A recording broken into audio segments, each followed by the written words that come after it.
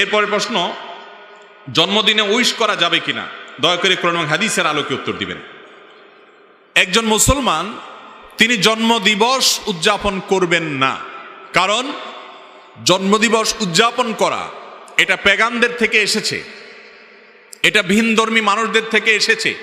শুধুমাত্র তাদের থেকে এসেছে তা নয়, জন্মদিনকে কেন্দ্র করে যে কাজগুলো হয়ে থাকে, এমন কি এই যে আমরা আগুন জ্বালিয়ে থাকি, অনেকে জন্মদিনকে কেন্দ্র করে মোমবাতি জ্বালিয়ে থাকেন, কেক কাটাকাটি করে থাকেন, এই সবগুলো হুবহু এইভাবে এসেছে অনেকগুলো ভ্রান্ত বিশ্বাস থেকে।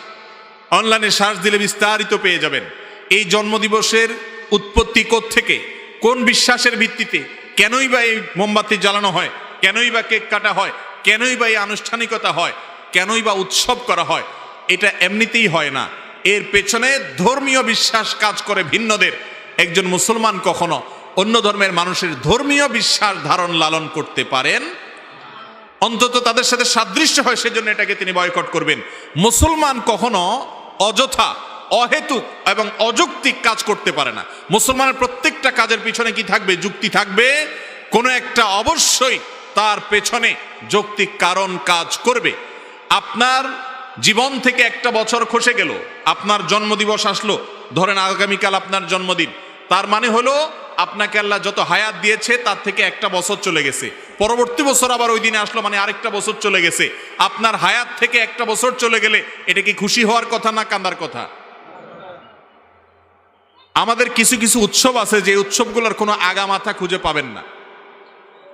যেমন নতুন বছরের প্রথম দিন, বছরের প্রথম দিন, নতুন দিন, নববর্ষ, ইংরেজিতে 31st নাইট বলে উদযাপন করি আমরা, বাংলায় করি, অন্যান্য ভাষায় আরবিয়ানরাও আজকাল করে।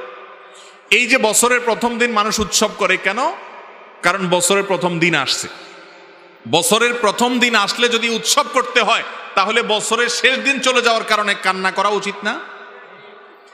যার আগমনে আনন্দ হয় তার বিদায়ে বেদনা হওয়ার কথা না? যার আসলে খুশি হয় সে চলে গেলে কষ্ট লাগবে না? অথচ দেখবেন যারা এই নববর্ষ উদযাপন করে, আমাদের যুবকদের অনেকে উৎসব করে, তাদেরকে জিজ্ঞাসা করেন যে বন্ধু, তুমি যে বছরের প্রথম দিন আসার কারণে উৎসব করেছ,